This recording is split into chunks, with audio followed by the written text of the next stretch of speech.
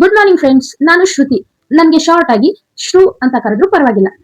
ಇವತ್ತಿನಿಂದ ನಾನು weight loss ಮಾಡಲೇಬೇಕು ಅಂತ ಡಿಸೈಡ್ ಮಾಡಿದ್ದೀನಿ. ಹಾಗೇನೆ ನನ್ನ ಗಂಡನ ಜೊತೆ ನಾನು ಚಾಲೆಂಜ್ ಮಾಡಿದ್ದೀನಿ. 30 ಡೇಸ್ ಅಲ್ಲಿ ಎಷ್ಟು ಸಾಧ್ಯವೋ ಅಷ್ಟು ನಾನು ವೇಟ್ ಲಾಸ್ ಮಾಡ್ತೀನಿ ಅಂತ ಹೇಳಿ. ಅದಕ್ಕೆ ಇವತ್ತು ಬೆಳಗ್ಗೆ 5:30ಗೆ ಎದ್ದೆ.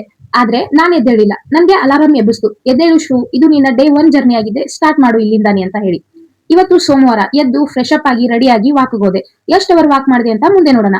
ಮನೆಗೆ ಬಂದು ಶಿವನ ಹಾಡುಗಳನ್ನ ಕೇಳ್ಕೊಂಡು ಬಿಸಿ ಬಿಸಿ ನೀರಲ್ಲಿ ಅರಿಶಿನ ಹಾಕೊಂಡು ನೀರ್ ಕುಡಿದೆ. ಬಿಸಿ ಬಿಸಿ ಅರಿಶಿನದ ನೀರ್ ಕುಡಿಯೋದ್ರಿಂದ ನಮ್ಮ ದೇಹದ ಇಮ್ಯುನಿಟಿಯನ್ನ ಸ್ಟ್ರಾಂಗ್ ಮಾಡುತ್ತೆ.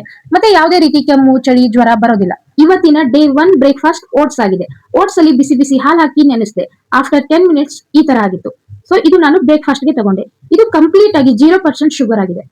ಆಮೇಲೆ ನನ್ನ ಹಸ್ಬೆಂಡ್ ನನ್ಗೆ ಜೋಕ್ ಮಾಡ್ತಾ ಇದ್ರು. ಡೇ 8 ವರೆಗೂ ಅವರು ನಾನು ಡಯಟ್ ಮಾಡೋದನ್ನ ನೋಡ್ತಾರಂತೆ. ಆಮೇಲೆ ಮೋಟಿವೇಟ್ ಕೂಡ ಮಾಡಿದ್ರು, you can do it, continue ಅಂತ ಹೇಳಿ.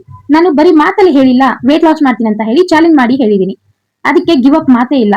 ಆಫ್ಟರ್ 30 ಡೇಸ್ ನಾನು ಅವ್ರ ಜೊತೆ ಮಾತಾಡ್ತೀನಿ. ಲಂಚ್ ಅಲ್ಲಿ ಚಪಾತಿ ಪಲ್ಯ, ಆಫ್ಟರ್ 1 ಅವರ್ ಡ್ರೈ ಫ್ರೂಟ್ಸ್ ತಗೊಂಡಿದ್ದೆ.